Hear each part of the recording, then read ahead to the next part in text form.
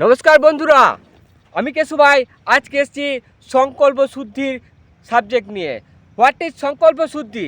আপনারা আগে আমার ভিডিওতে দেখেছিলেন পাওয়ার অফ ইন্টেন্ট, মানে আপনি যা ইন্টেনশনে নিয়ে আসবেন, আপনি যে সংকল্পটা করবেন আপনি সেটাই পাবেন। পাওয়ার অফ ইন্টেন্ট, মহাশক্তির কথা আমি আগেই বলেছিলাম। আজকে আসবো সেই মহাশক্তির শুদ্ধিকরণ নিয়ে।